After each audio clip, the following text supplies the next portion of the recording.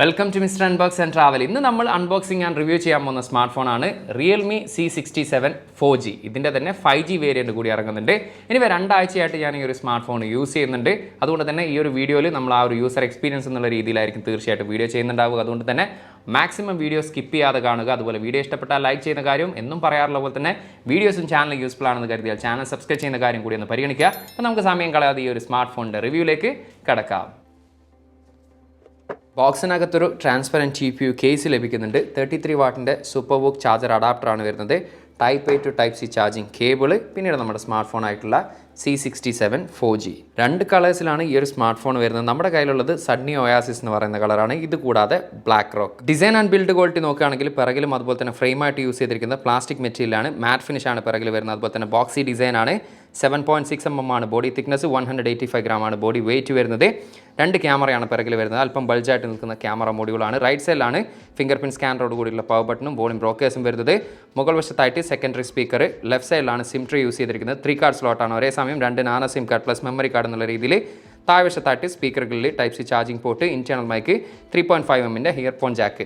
Anyway overall design and build quality പറയുകയാണെങ്കിൽ ഈ ഒരു പ്രൈസ് സെഗ്മെന്റിലെ ഒരു ഡീസൻ്റ് ആയിട്ടുള്ള ഡിസൈൻ ആൻഡ് ബിൽഡ് ക്വാളിറ്റിയാണ് കാണാൻ സാധിച്ചത്. ഡിസ്പ്ലേയുടെ സൈഡിലേക്ക് വന്നു കഴിഞ്ഞാൽ 6.72 ഇഞ്ചിൻ്റെ IPS LCD ഡിസ്പ്ലേ ആണ് വരുന്നത്. ഫുൾ HD+ ആണ്. റെസൊല്യൂഷൻ 90 Hz ആണ്. ഇതിൻ്റെ റിഫ്രഷ് റേറ്റ് വരുന്നത് 392 പിക്സൽ പെർ ഇഞ്ചാണ് ഇതിൻ്റെ ഡെൻസിറ്റി. അപ്പോൾ തരക്കേറില്ലാത്ത രീതിയിലുള്ള ഡീറ്റെയിൽസും കാര്യങ്ങളൊക്കെ നമുക്ക് ഡിസ്പ്ലേയിൽ ആസ്വദിക്കാൻ സാധിക്കുന്നുണ്ട്.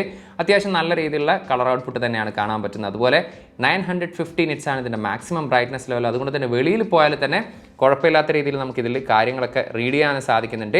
ഈ ഒരു രണ്ട് സൈഡിലും താരതമ്യേന തിന്നായിട്ടുള്ള ബസിലാണ് ഇതിൽ കാണുന്നത്. കാരണം ഇതിൽ സൈഡിൽ പ്ലാസ്റ്റിക്കിൻ്റെ ബ്രാക്കറ്റോ കാര്യങ്ങളൊന്നും ഇല്ലാത്തത് കൊണ്ട് തന്നെ അത്യാവശ്യം തിന്നായിട്ടുള്ള ഡിസ്പ്ലേ ആയിട്ട് തന്നെയാണ് ഫീൽ ചെയ്തിട്ടുള്ളത്. ഓവറോൾ ഡിസ്പ്ലേയുടെ ഒരു ക്വാളിറ്റി വൈസ് പറയുകയാണെങ്കിൽ LED കൊടുത്തിരുന്നെങ്കിൽ കുറച്ചും കൂടി ബെറ്റർ ആയെന്നുള്ളൊരു ഫീൽ ഉണ്ട്. പക്ഷേ ഓവറോൾ നോക്കുകയാണെങ്കിൽ ഒരു ഡീസൻ്റ് ആയിട്ടുള്ള ഡിസ്പ്ലേ ക്വാളിറ്റി ആയിട്ട് തന്നെയാണ് എനിക്ക് ഫീൽ ചെയ്തത്. ഹാർഡ്വെയർ സൈഡിനെ കുറിച്ച് പറയുകയാണെങ്കിൽ Qualcomm Snapdragon 685 4G ചിപ്സെറ്റ് ആണ് ഈ ഒരു സ്മാർട്ട് ഫോണിൽ വരുന്നത്. 6 nm ആണ് ഇതിൻ്റെ ചിപ്സ് സൈസ്. ഒക്ടാകോറിൽ 2.8 GHz ആണ് ക്ലോക്ക് സ്പീഡ്. Adreno 610 ആണ് ഇതിൽ ഉപയോഗിച്ചിരിക്കുന്നത് GPU. അപ്പോൾ ഇത്രയും ദിവസം യൂസ് ചെയ്ത എക്സ്പീരിയൻസിൽ പറയുകയാണെങ്കിൽ പറയത്തക്ക രീതിയിൽ ഇഷ്യൂസ് ഒന്നും ഫേസ് ചെയ്യേണ്ടി വന്നിട്ടില്ല. അത്യാവശ്യം സ്മൂത്ത് ആയിട്ടും ഫാസ്റ്റ് ആയിട്ടും ഈ ഒരു പ്രൈസ് സെഗ്മെന്റിൽ ഒരു ഡീസൻറ്റ് പെർഫോമൻസ് ആയിട്ട് തന്നെയാണ് എനിക്ക് ഫീൽ ചെയ്തിട്ടുള്ളത്. രണ്ട് മെമ്മറി വേരിയൻസിലാണ് ഈ ഒരു സ്മാർട്ട് ഫോൺ അവൈലബിൾ ആകുന്നത്.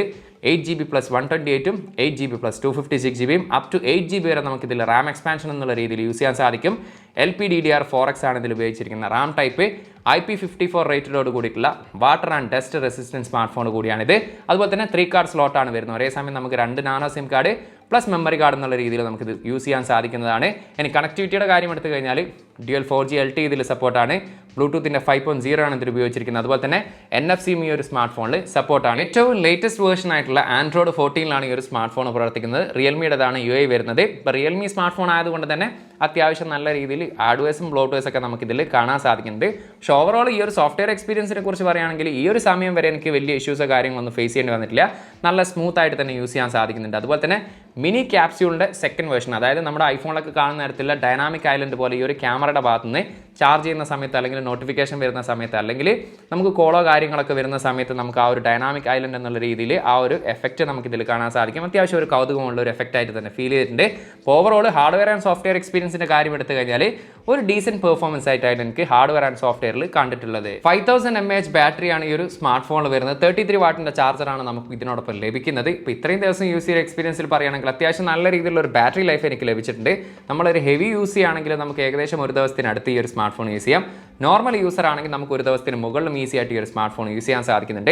Anyway side mounted fingerprint സ്കാനറാണ് ഈ ഒരു സ്മാർട്ട് ഫോൺ വരുന്നത്. അത്യാവശ്യം നല്ല ഫാസ്റ്റ് ആയിട്ട് തന്നെ നമ്മുടെ ഈ ഒരു ഫിംഗർ ലോക്ക് ഡിറ്റക്ട് ചെയ്യുന്നുണ്ട്. അതുപോലെ തന്നെ 2D ഫേസ് ലോക്ക് ആണ് വരുന്നത്. അതും അത്യാവശ്യം നല്ല രീതിയിൽ ഫാസ്റ്റ് ആയിട്ട് തന്നെ ഡിറ്റക്ട് ചെയ്യുന്നുണ്ട്. ഇനി ഗെയിമിംഗ് എക്സ്പീരിയൻസിനെ കുറിച്ച് പറയുകയാണെങ്കിൽ ഈ ഒരു പ്രൈസ് സെഗ്മെന്റിൽ അത്യാവശ്യം കുഴപ്പമില്ലാത്തൊരു ഗെയിമിംഗ് എക്സ്പീരിയൻസ് തന്നെയാണ് കാണാൻ സാധിച്ചിട്ടുള്ളത്. എസ്പെഷ്യലി നമുക്കൊരു വലിയ ഗെയിമോ അല്ലെങ്കിൽ വലിയ ഗ്രാഫിക് പെർഫോമൻസ് ഉള്ള ആ ഒരു ഗെയിമും കാര്യങ്ങളൊക്കെ കളിക്കാൻ സാധിക്കില്ലെങ്കിലും ആസ്പെൽറ്റ് 9 പോലുള്ള അത്തരത്തിലുള്ള ഗെയിം ചുമ്മാ നമുക്കൊരു ടൈം പാസ് എന്നുള്ള രീതിയിൽ ചെറിയ ഗെയിമൊക്കെ അത്യാവശ്യം നല്ല രീതിയിൽ തന്നെ ഈ ഒരു സ്മാർട്ട് ഫോണിൽ കളിക്കാൻ സാധിച്ചിട്ടുണ്ട്. സ്റ്റീരിയോ സ്പീക്കേഴ്സ് ആണ് ഈ ഒരു സ്മാർട്ട് ഫോണിൽ വരുന്നത്.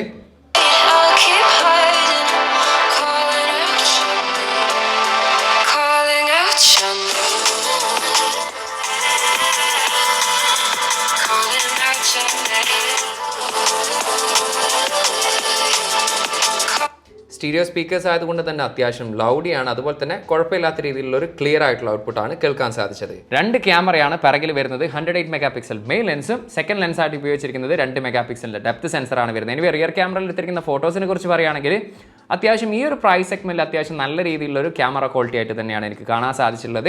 മിക്ക സമയത്ത് നല്ലൊരു ഡീറ്റെയിൽ ആയിട്ടുള്ള ഫോട്ടോസ് ലഭിക്കുന്നുണ്ട്. ഫോട്ടോസൊക്കെ ഇത്തിരി സാച്ചുറേറ്റഡും കാര്യങ്ങളൊക്കെയാണ്. HDR പെർഫോമൻസും അത്യാവശ്യം നല്ല രീതിയിൽ തന്നെ കാണാൻ സാധിക്കുന്നുണ്ട്. അപ് ടു 3x വരെ നമുക്ക് വലിയ രീതിയിൽ ഡീറ്റെയിൽസ് ലോസ് ആകാത്ത രീതിയിലുള്ള ഫോട്ടോസും കാര്യങ്ങളൊക്കെ നമുക്ക് ഇതിൽ ലഭിച്ചിട്ടുണ്ട്. നൈറ്റ് ഫോട്ടോഗ്രാഫിയും അത്യാവശ്യം കുഴപ്പമില്ലാത്ത രീതിയിലുള്ള ഫോട്ടോ ഔട്ട്പുട്ടാണ് ലഭിക്കുന്നത്. 8 മെഗാ പിക്സലിലെ പഞ്ച്വൽ ക്യാമറയാണ് സെൽഫി ക്യാമറ ആയിട്ട് യൂസ് ചെയ്തിരിക്കുന്നത്. കുറച്ചും കൂടി ബെറ്റർ ആയിട്ടുള്ള സെൽഫി ക്യാമറ ആയിട്ട് എനിക്ക് ഫീൽ ചെയ്തിട്ടുണ്ട്. കമ്പാരിറ്റീവ്ലി ഈ ഒരു പ്രൈസ് സെഗ്മെന്റിൽ മറ്റ് സ്മാർട്ട് ഫോണൊക്കെ ആയിട്ട് നോക്കുകയാണെങ്കിൽ അത്യാവശ്യം ഡീറ്റെയിൽ ആയിട്ടുള്ള ഫോട്ടോസ് ലഭിക്കുന്നുണ്ട്. അതുപോലെ തന്നെ അതും ഇത്തിരി സാച്ചുറേറ്റഡ് ആയിട്ടുള്ള ഫോട്ടോസാണ് ചില സമയത്ത് നമുക്ക് ലഭിക്കുന്നത്. HDR ഫോട്ടോസിൻ്റെ കാര്യം എടുത്തു കഴിഞ്ഞാലും പോർട്രേറ്റ് ഫോട്ടോസിൻ്റെ കാര്യമൊക്കെ എടുത്തു കഴിഞ്ഞാലും അത്യാവശ്യം ഒരു ക്വാളിറ്റി നമുക്ക് ഫീൽ ചെയ്യുന്നുണ്ട്. നൈറ്റ് ഫോട്ടോഗ്രാഫിയും വലിയ ഡീറ്റെയിൽസും കാര്യങ്ങളൊന്നും കാണാൻ സാധിക്കില്ലെങ്കിൽ ഒരു ഡീസൻ്റ് ആയിട്ടുള്ള നൈറ്റ് ഫോട്ടോഗ്രാഫി നമുക്കിതിൽ കാണാൻ സാധിക്കുന്നുണ്ട്. ഓവറോൾ ക്യാമറ വൈസ് പറയുകയാണെങ്കിൽ ഈ ഒരു പ്രൈസ് സെഗ്മെന്റിലെ one of the best camera performance എന്ന രീതിയിൽ തന്നെയാണ് എനിക്ക് തോന്നിയിട്ടുള്ളത്. റിയർ ക്യാമറ വീഡിയോ ഫുട്ടേജ് ആണിത്. ഫുൾ എച്ച്ഡിയിൽ 30 ഫ്രെയിം പെർ സെക്കൻഡ് ആണ് മാക്സിമം വീഡിയോ റെസൊല്യൂഷന്. അത്യാവശ്യം നല്ല രീതിയിലുള്ള ഒരു സ്റ്റെബിലിറ്റി കാണാൻ സാധിക്കുന്നുണ്ട്. അതുപോലെ തന്നെ HDR പെർഫോമൻസും കുഴപ്പമില്ലാത്ത രീതിയിൽ കാണുന്നുണ്ട്. ഇത്തിരി സാച്ചുറേറ്റഡ് ആയിട്ടുള്ള കളേഴ്സാണ്. പക്ഷേ ഓവറോൾ ഈ ഒരു പ്രൈസ് സെഗ്മെൻറ്റ് വൈസ് നോക്കുകയാണെങ്കിൽ അത്യാവശ്യം നല്ല രീതിയിലുള്ള ഒരു വീഡിയോ ക്വാളിറ്റി ആയിട്ടാണ് എനിക്ക് ഫീൽ ചെയ്തത്. സെൽഫി വീഡിയോ ഫുട്ടേജ് ആണ്. ഫുൾ എച്ച്ഡിയിൽ 30 ഫ്രെയിം പെർ സെക്കൻഡ് ആണ് മാക്സിമം വീഡിയോ റെസൊല്യൂഷന്. ആ ഒരു ഉച്ച സമയത്താണ് ഞാൻ ഷൂട്ട് ചെയ്യുന്നത്. HDR പെർഫോമൻസ് ഒക്കെ നിങ്ങൾക്ക് ഈ ഒരു വീഡിയോയിൽ കാണുന്ന തരത്തിലാണ് കാണാൻ സാധിക്കുന്നത്. അതുപോലെ തന്നെ സ്റ്റെബിലിറ്റി ഒരു ആവറേജ് എന്നുള്ള രീതിയിലാണ് കാണുന്നത്. പക്ഷേ ഓവറോൾ ഈ ഒരു പ്രൈസ് സെഗ്മെന്റിൽ ഒരു ഡീസൻറ്റ് വീഡിയോ ക്വാളിറ്റി ആയിട്ടാണ് എനിക്ക് ഫീൽ ചെയ്തത്. ഈ ഒരു സ്മാർട്ട് ഫോണിന്റെ പ്രൈസ് ഇവിടെ ഖത്തറിൽ വരുന്നത് 8+256GB എന്ന് പറയുന്ന ഒരൊറ്റ മെമ്മറി വേരിയന്റിലാണ് അവൈലബിൾ ആവുന്നത്. 629 ഖത്തർ റിയാൽ, ഏകദേശം ഇന്ത്യയുടെ 14,000 രൂപയാണ് ഇതിന് പ്രൈസ് വരുന്നത്. എനിക്ക് ഓവറോൾ ഈ ഒരു സ്മാർട്ട് ഫോണിനെ കുറിച്ച് പറയുകയാണെങ്കിൽ ഒരു ഡീസൻറ്റ് സ്മാർട്ട് ഫോൺ എന്നുള്ള രീതിയിലാണ് എനിക്ക് ഫീൽ ചെയ്തിട്ടുള്ളത്. ക്യാമറ പെർഫോമൻസ് അത്യാവശ്യം നല്ലതാണ്. ബാറ്ററി ലൈഫും അത്യാവശ്യം നല്ലതാണ്. അതുപോലെ തന്നെ ഡ്യുവൽ സ്റ്റീരിയോ സ്പീക്കേഴ്സ് ഇതിൽ ഉൾപ്പെടുത്തിയിട്ടുണ്ട്. IPS LCD ഡിസ്പ്ലേ ആണ് വരുന്നത്. LED ഡിസ്പ്ലേ കൊടുത്തിരുന്നെങ്കിൽ കുറച്ചും കൂടി ബെറ്റർ ആയിരുന്നു എന്നുള്ള ഒരു ഒപ്പീനിയൻ ഉണ്ട്. ഇനി ഓവറോൾ നിങ്ങൾ റിയൽമി സ്മാർട്ട് ഫോൺ ഇഷ്ടപ്പെടുന്നവരാണെങ്കിലും ഈ ഒരു പ്രൈസ് സെഗ്മെന്റ് ആണ് നിങ്ങളുടെ ബജറ്റെങ്കിലും തീർച്ചയായിട്ടും പരിഗണിക്കാൻ പറ്റുന്ന ഒരു സ്മാർട്ട് ഫോൺ തന്നെയാണ് ഈ ഒരു Realme C67 4G. എനിവേ എന്നും പറയാറുള്ള പോലെ തന്നെ ഈ ഒരു വീഡിയോ ഇഷ്ടപ്പെട്ടാൽ ലൈക്ക് ചെയ്യുന്ന കാര്യമെന്ന് പരിഗണിക്കുക. അതുപോലെ തന്നെ ഈ ഒരു സ്മാർട്ട് ഫോണിനെ കുറിച്ച് നിങ്ങൾക്ക് എന്താണ് അഭിപ്രായം, ആ ഒരു കാര്യം ദയവ് ചെയ്തൊന്ന് കമന്റ് ചെയ്യുക. അപ്പോൾ മറ്റൊരു പുതിയൊരു വീഡിയോയിൽ കാണാമെന്ന പ്രതീക്ഷയിൽ തൽക്കാലം ഞാൻ ഇവിടെ പറയുന്നു. സെയ്ദ് ഇർഷാദ്.